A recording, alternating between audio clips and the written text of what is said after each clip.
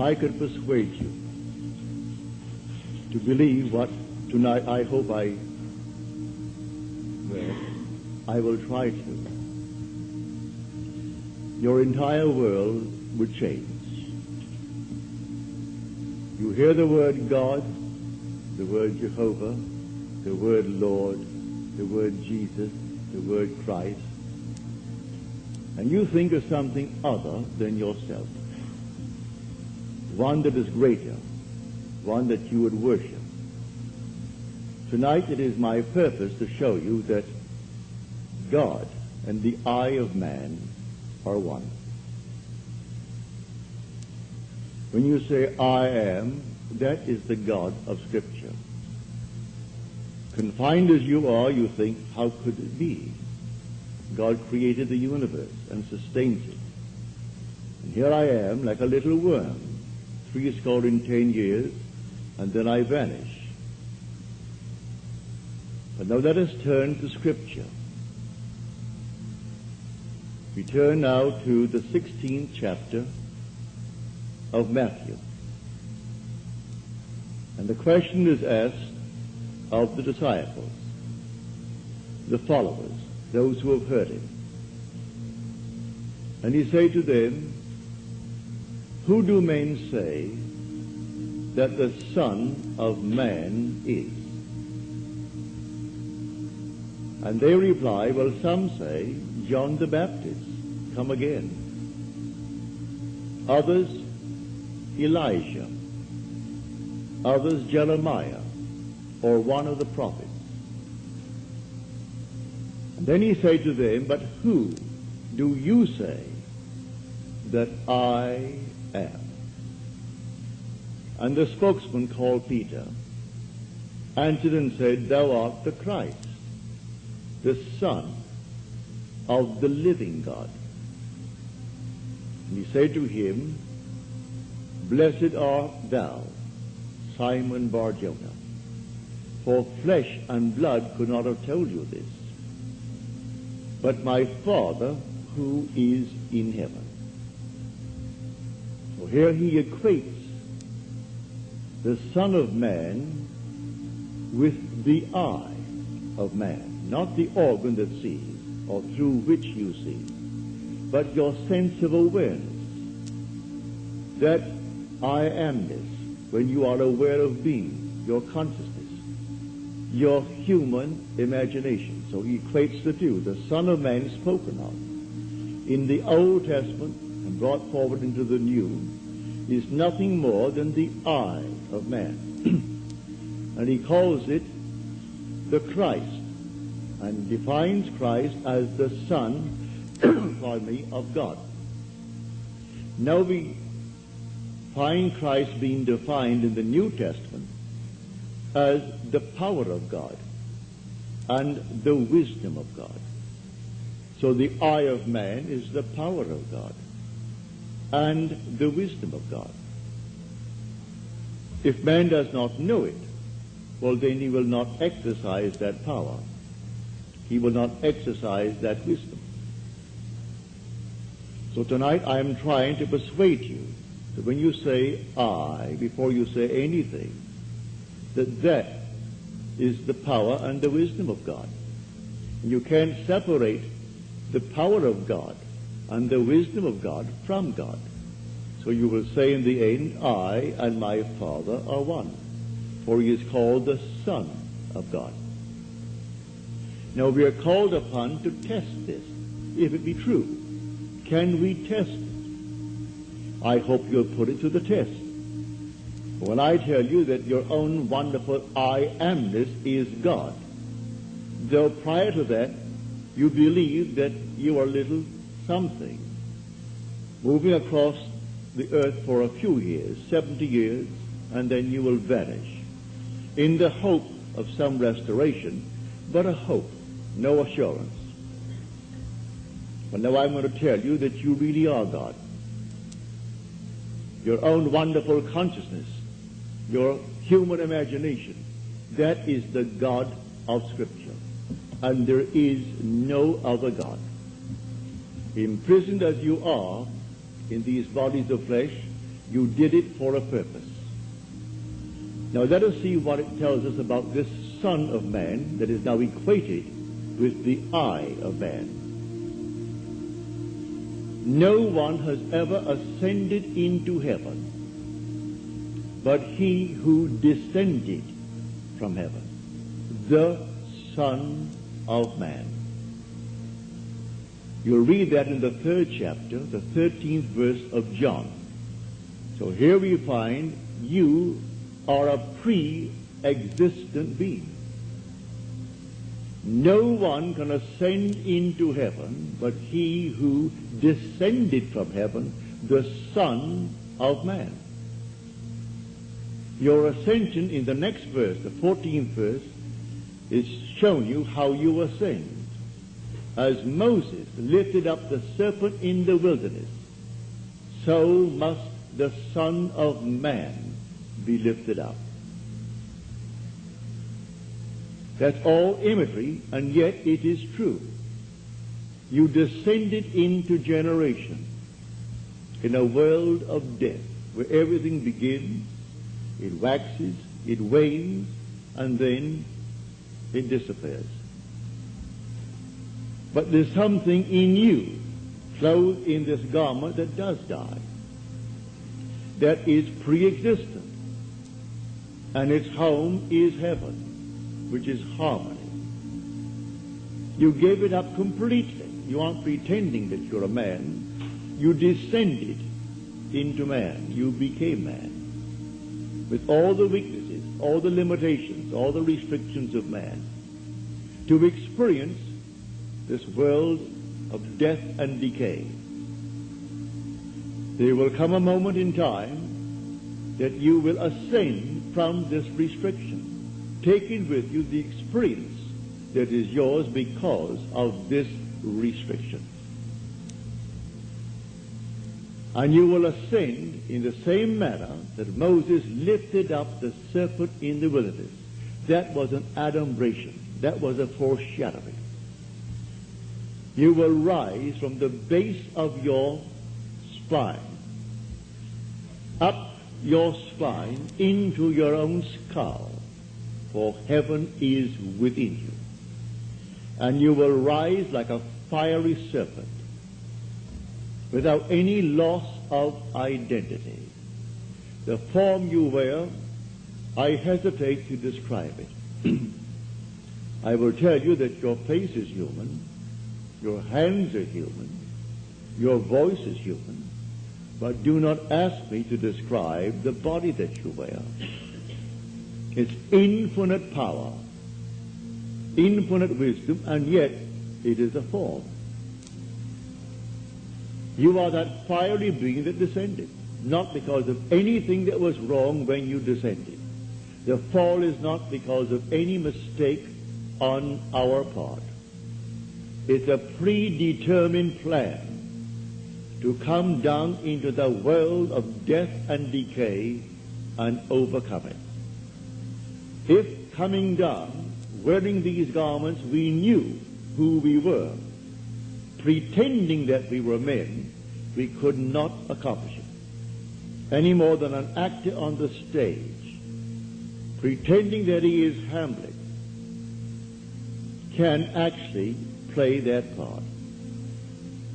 He has to actually assume it, but even then it is still with a little something in his mind. He knows he is the great actor who tonight will go home to his lovely home, and he'll take off the garment and hang it up once more, and tomorrow he'll replay the play. You don't do that in this play of God. You don't take off the garment. You wear it for your 70, and if by strength, your 80, or maybe even longer, or shorter. But the I of man is the God of Scripture.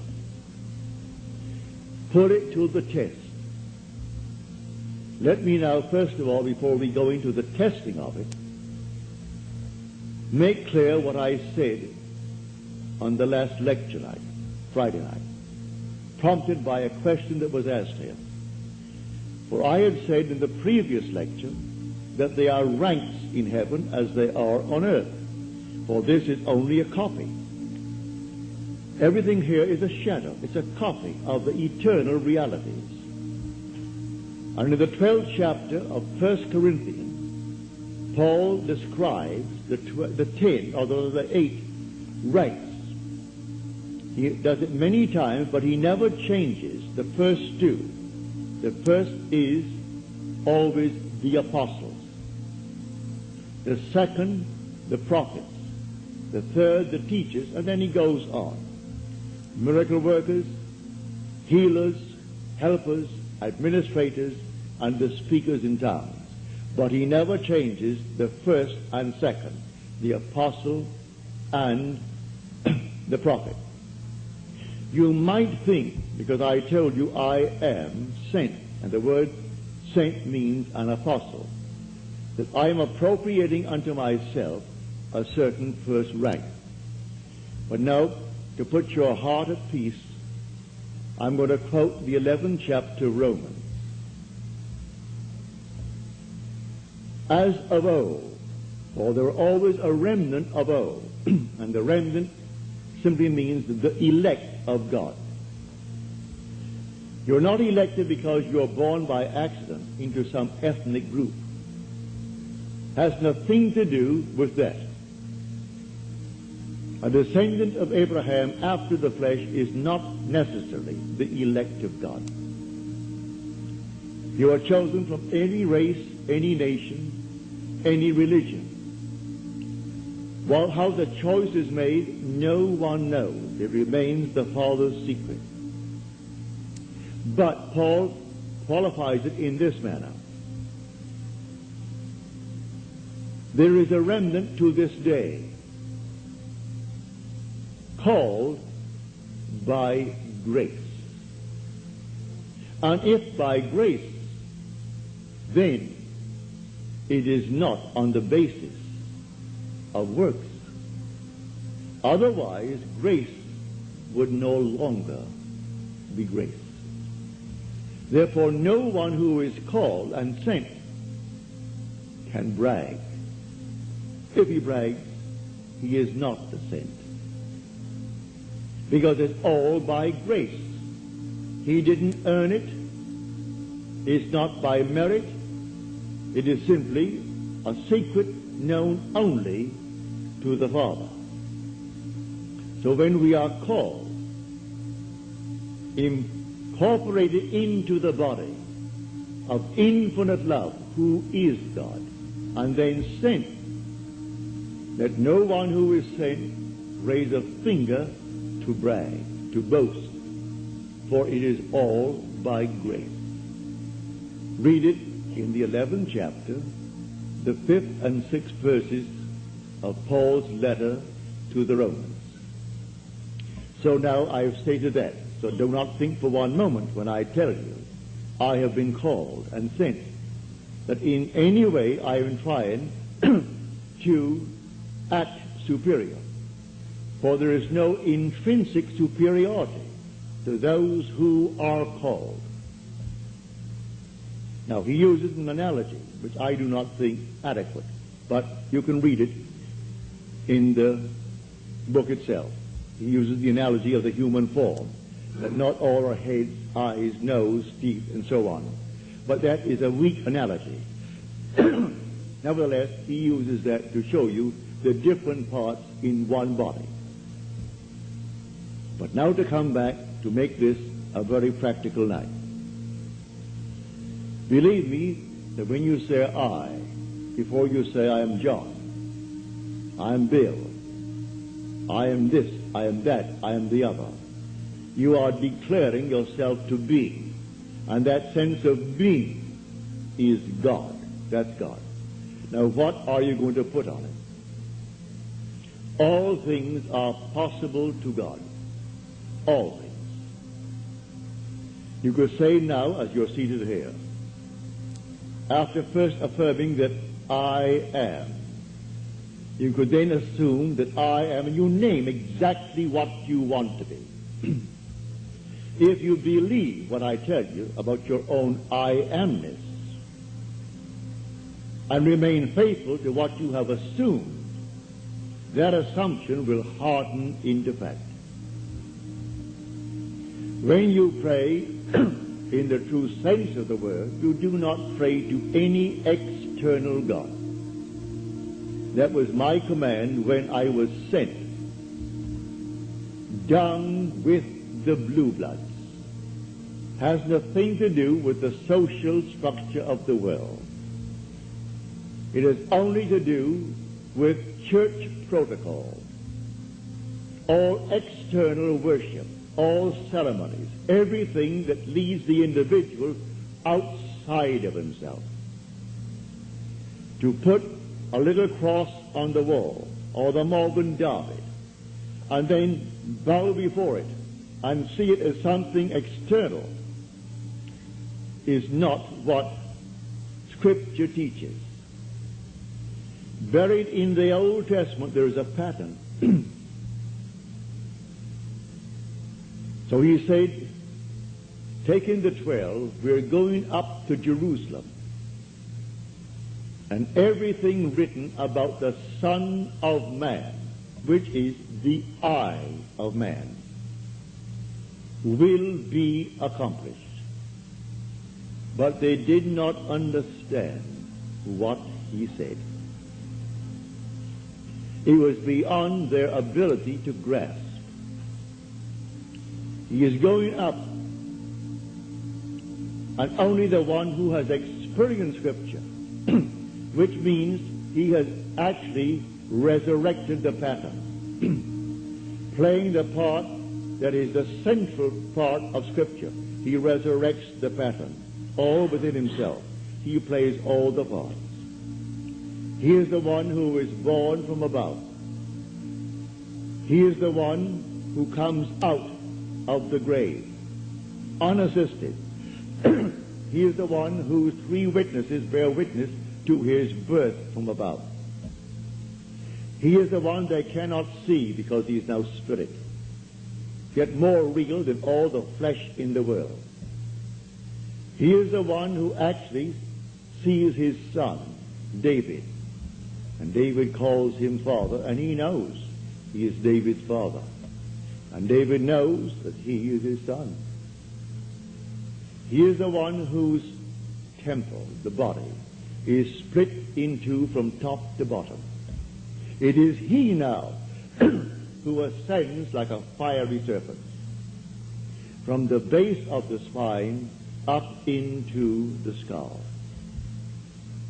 He is the one on whom the dove descends and lights upon his hand like Noah in the ark. And as Noah brought the dove into him, you bring the dove to you, for man is the ark of God. And as the ark contains all things within itself, pardon me, man contains within himself all things. Everything he creates from within himself. And this pattern, the individual awakens within himself. And who does it? The I of man. And that is God. Now tonight you can test it, as you are called upon to test it. Test yourselves and see. Do you not realize that Jesus Christ is in you? Unless, of course, you fail to meet the test. Examine yourselves to see whether you are holding to the faith. What faith? To have someone tell me that I am a Christian, or I'm a Jew, or a Mohammedan, and holding to that faith that they talk about? No. The faith that I'm talking about tonight, that your own wonderful I amness is God. Test it to see if you're holding to that faith.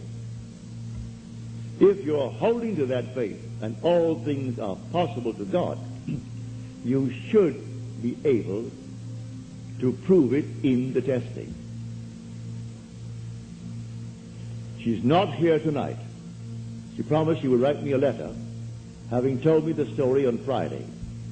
But I know she finds it difficult to express herself in writing. She can paint and paint and paint and do all kinds of lovely things in painting, drawing.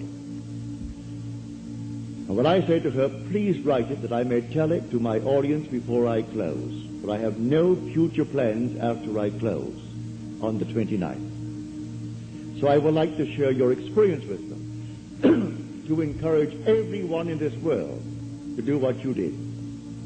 Well, the letter didn't come. I can see her struggling over one page and rubbing out a line because she didn't spell the word correctly, and going over the next one. But she can take a piece of canvas and a piece of paper and do miracles with it. But because she's restricted in writing a letter, she didn't send the letter. But the essence is this. She is now a divorced girl with a little boy, handsome little fellow. Well, when you're living alone and you need money and you have a child to support and you have a home, all the things, and the money isn't coming in, then you're up against it. So she said, I blew my top, as you're told in the Psalms to do. Pardon me. She said, then I applied this principle, and I assumed that I had exactly what I need plus and plus. And then I got a call from First National City Bank of New York City. Now that is the second largest bank in our country. Bank of America comes first, they're second, and Chase Manhattan is third. Given me an order. She has no agent. This is an unsolicited statement. An order for $5,000, which she can execute and deliver within a month. Well, the First National City Bank of New York is not going to be hard-pressed to pay her immediately $5,000. If she called them and told them to pay it in advance, they would willingly pay in advance. And she said, I can execute that order in 1 month. But I want the details. I had hoped she would send me as she promised last Friday, but knowing her restriction concerning the use of words. She can use the brush and use the pen and use the pencil, but she's limited in the use of words. Eventually, she will send it, but I had hoped to have it by tonight. So I could give you exactly what she did. But this is what I do. Having convinced myself through experience, I have come to the conclusion that because I am aware that I am, that is God. For if by him all things are made, and without him is not anything made that is made, and I start from scratch, only imagining a state, and then I boldly assume that it is real, that I am actually experiencing that state now. And then in the not distant future, that state crystallizes in my world. Well, then I have found God. I have found the source of the phenomena of life. My only concern then is to share it with others and tell them, for they're all one. We are one. No one is greater than the other, not fundamentally. In his claims of what he is in the world of Caesar, he has more money, or he has so-and-so and so-and-so, but basically the same creative power in the man tonight behind bars serving life is the same creative power of the one who sentenced him to life. Is the same being. There is only one God. Hear, O Israel, the Lord, our God, the Lord is one. And the word translated, the Lord, is Yod He Vav He. Properly translated is I am. When you go unto the people of Israel and they ask you, what is his name? And you claim that the God of Abraham and the God of Jacob and the God of Isaac sent you. You say unto them, I am has sent me. That's my name forever. And by this name I shall be known throughout all generations. But man finds it difficult keeping the tense, and so he speaks of thou art, or he is, and he never actually comes down to the fundamental and knows that I am. I am the cause of the phenomena of my life, good, bad, or indifferent. I have to live with it and change my assumptions if I would change the world in which I live. But now, can I help a seeming other? I say you are myself pushed out. Can I help another? Yes, because there's only one. If your request of me comes within the framework of the golden rule, something that I would like done to me, then I can willingly help you. If you ask of me that which does not come within the frame of the golden rule, do not ask it of me. I grant you complete freedom to go elsewhere and go to anyone who will tell you they can do it in spite of what he said. Go ahead. But if anyone asks of me any request, all that I do is this. It's so simple. We are told in Scripture, whatever we ask of him, knowing that he hears it, it shall be done for us, if we know he hears it. Well, can you imagine you seated here on the surface of your being, a rational being, knowing something that the depth of your own being that encompasses you doesn't know? So you know, and you think, well, he doesn't know. Well, read that in the story of Ezekiel. You'll read it in the 38th chapter. And these are the elders of Israel that went into the dark room. And they are carving on the walls all gruesome things. And they said within themselves, the Lord does not see us. And the Lord is speaking to his prophet Ezekiel. And he said, the elders of Israel say that I do not see them. And watch what they're doing, making all these abominable things within the great cavern. They will all reap them, because I see everything that the elders of Israel see. But they think because it's dark and it's a cavern, no one knows what he is doing. That God doesn't know it. I have said time and again, there is no fiction in this world. You might have heard the story, and you read the story, concerning the seajacking of the Queen Elizabeth. You might have read the article in Time that some girl at Hunter College wrote that story in detail, and she was so shy when it came to the point to be read, she could not read it. She's a shy, sweet lady with a gift of writing.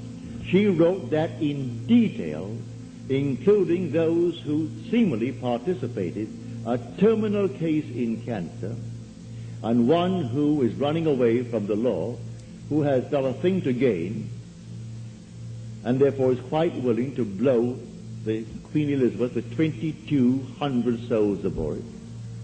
And everything is completely in detail in her fictional story. If imagining creates reality, there is no fiction.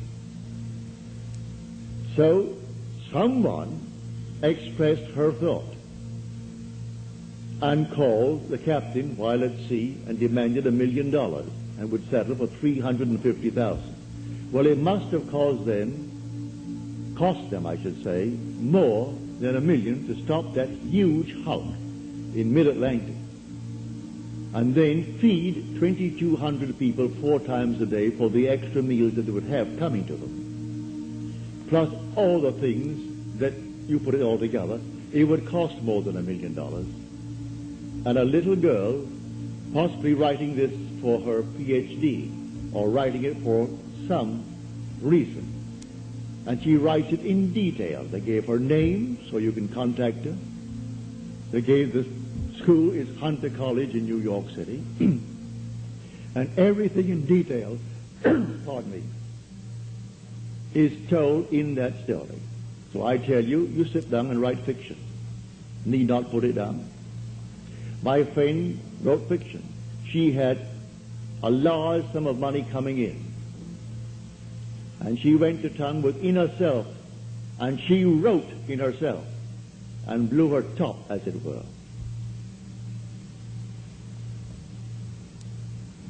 Thank you, Harry. Thank you. Didn't drink enough tonight.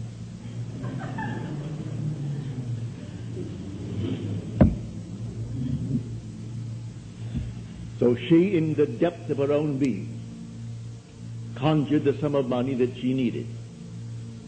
Beyond, always go beyond. So we are told in the psalm, be angry, but sin not. Commune with your own heart upon your bed, and be silent. Yes, blow your top, but do not let the sun go down upon your anger. Be silent as you commune with self. You don't commune with another, for the self of man is God. So be angry, but sin not. Commune with your own heart upon your bed. Not communing with another, and then you actually know exactly what you want. And in that state, fall asleep. And in a way that no one knows, and you, in your surface mind, you do not know, it will all come to pass. Everything in the world is created this way, but man does not know it. Who knows tonight who is treading the winepress that is going to cause a change of mind in tomorrow's world? But when they do it, they are intense in the doing it. If you are lukewarm, you're told in Scripture, I'll spew you out. Would that you're either hot or cold. But because that you are lukewarm, I will spew you out. You can't do anything if you're lukewarm. You must be intense about it. You want to be rich? All right, can be rich. You want to be known? You can be known. No matter what you want, but you must be intense about it. And then commune with your own heart upon your bed, and then let it drop. You'll read that in the 4th Psalm, the Psalm of David. So I say to everyone here, believe me, your own wonderful I amness, your consciousness, your wonderful human imagination, that is God. And all that you behold, though it appears without, it is within, in your imagination, of which this world of mortality is but a shadow. So you can change the shadow if you change the object, for you are the light. He said, I am the light of the world. Change the object that you're holding within yourself and identifying yourself with it. Change that object, you're lighting up, and you'll cast a new shadow upon the world. So you say, I am, and you name it. And then you say, I am unemployed. No, I am gainfully employed, making more than I've ever made before. Don't ask yourself how, why, and through whom. That is not your conscious reasoning mind's concern. If you take the intellectual background, the educational background of those who are making top money in the theatrical world, I doubt that they could pass any college examination. I don't think they could pass any entrance examination to college. Yet they're making $1 million, $2 $2 million a year. Do you think Bob Hope could pass today's examination for entrance into college? Well, all of his material is written for him anyway. Can't even write that. But he has millions, all right, because that's how he dreamt. May I tell you? I know the background of the man. A friend of mine who is now gone from this world played in vaudeville with him. And he would borrow from my friend every week a sum of money, because he had to go to that post office and buy a postal money order and send to his bank. He borrowed money that was interest-free, because he was sending in money that was not interest-free. He had to send a certain sum of money every week, and he would send it into his account. And borrowed from my friend Harry Webb, who had a band, and they played together. Not in the same act. Harry had his own act. He has a small band. And Harry was the outgoing personality who didn't care about money, and so he wanted money. Hope wanted money. He will loan him the money. He always paid it back the next week and borrowed it again, because he had to have so much in that bank every week. And when they would go into a restaurant and food was left over, like bread and butter, who took it all home? Bob Hope. Bob took all the buns, all the rolls, everything that was there uneaten. He paid for it, and you paid for it. You don't want it, Harry, do you? No. All right, so he took it home. So he has 400 million, so they claim. That was his goal in life. If that's your goal, have it. I speak of another goal, the goal of awakening to who we are. When man awakens from this dream, the whole vast world and all that it contains is as nothing to the being that you are.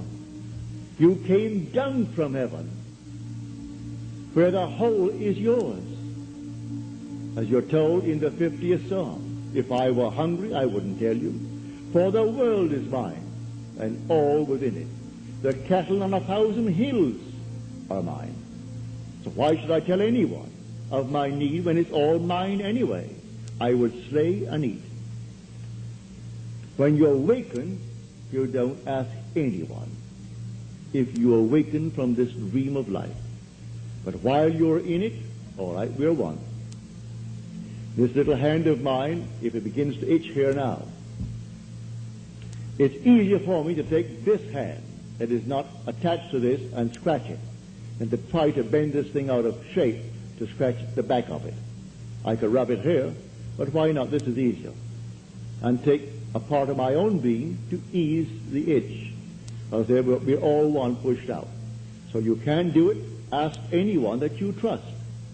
May I tell you, he isn't, if he knows how to pray, he isn't going to burst any blood vessel. He isn't going to get down on his knees and pray to any external God if he knows how to pray. He isn't going to beg of anyone in this world. What he will do, he will simply represent you to himself as one telling him that you have what you asked of him. And when he is satisfied that you told him that you have it, don't ask the second time for the same thing, because he is not going to listen to you. He heard it, he is still hearing it, and he will continue to hear it until that which he has heard is perfectly externalized. So don't think you need several treatments. That's a lot of nonsense. Treatments for what? It either is or it isn't. So when they start getting you on the hook and say, no, I think you'll need more treatments, you'll need more treatments, she or he or the crowd, they do not know what they are doing. When you pray, go within and close the door of the senses. Deny all that seems so obvious, and your Father who is within will reward you openly. But commune with self, for you and the Father are one. So you commune with self. And what does he tell you? Exactly what was asked of you. He heard it, and he has all the ways and means that you on the surface of your being know not of. He will do it. You can ask anything of one if it comes within the framework of his code of ethics. Don't ask anyone who knows how to pray something that does not come within his golden rule. Do unto others as you would have them do unto you. Just as simple as that. And most of the requests would come within that rule. And so you simply hear it. And then you drop it completely. And in the depths of your own being, you're still hearing it. And the Father knows all means, all ways. And so he singles out the best way to externalize it. Here in New York City, many years ago, this lady, a lady of considerable means, she left her home in New York City and went off to Paris with her 2 children, leaving her home and her maid. Before she returned, the maid took all of her furniture and took it away. When she returned, the apartment was there. Rent was paid every month. But there was no furniture, not a thing in it. She employed a private agency, told the police department, told all the authorities in New York City, and plus her private agency. At the end of a few months, they did not turn up one thing concerning that stolen property. She came to see me. I said, all right, you're seated there and I'm seated here in my apartment, aren't we? Now, you are not seated in my apartment. You are seated right now. Close your eyes. You're seated in your own apartment. And you had a grand piano? She said, no, I had a piano, but it wasn't a concert grand. It was grand, but not a concert grand. And on it I had my pictures of my 2 children. And I had pictures of the wall. She told me what they were. And the furniture, I said, all right, refurnish that place as you left it. You have a memory. She did. Now, when I stopped talking, it's because you have refurnished that place to me. Now you're going to go in, and you aren't going to see your apartment from my apartment. You're in your apartment. And you can feel your chair, and get off your chair and feel the piano, and see the children, the pictures of the children, and that's what you're going to do. She agreed she would do it. And then we simply broke the spell. What did it take? 2 minutes? 3 minutes? That week, she went to her bank on Madison Avenue. As she was coming out of the bank, she had a past history of a little mental state where she was put away for a while because she needed psychiatric treatment. And the bars on this window reminded her of her past history and therefore addled her for a while. So she came onto Madison Avenue and turned south instead of turning north, where she should have. When she discovered her mistake, she was at the end of the block. When she got there and discovered her mistake, she looked down, and 2 very familiar ankles were standing right before her. She came up to the face, that's her maid. And the maid spotted it and started to scream. She went over to the maid and grabbed her before the light changed and hailed the oncoming taxi and said, you're taking me right now. And the maid, who could have killed her, she was so big and strong, was so reduced to impotency because of the discovery. And the maid took her to the place where she had stored that furniture. She said, I'm not bringing action against you. I want my furniture. And she got it back into her own apartment within the week. A seeming mistake was the way the Father laid her. All I ask is to go to the end. If I go to the end and give thanks to the end and for the end, it's done. Now let the one in the depths of my own being devise the best means to take me to that end. The end is where I start. The end is my beginning. And that is a story that I know from personal experience.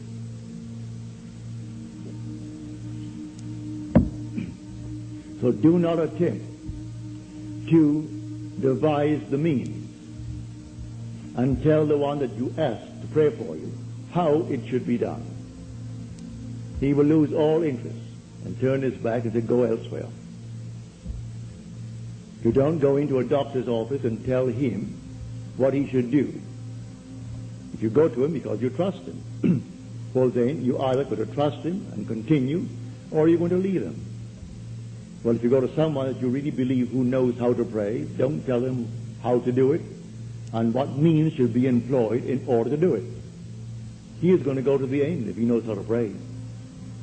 The end is where we begin. In my end is my beginning. And we're always ahead of our evidence. So I go to the end. I see the whole thing done, and then drop it, and let it happen in my world. So to come back, the I within you now, when you say I, no matter how little you have thought yourself so far, may I tell you, you are the infinite God. And when the story of Jesus Christ repeats itself within you, you will know it's all I.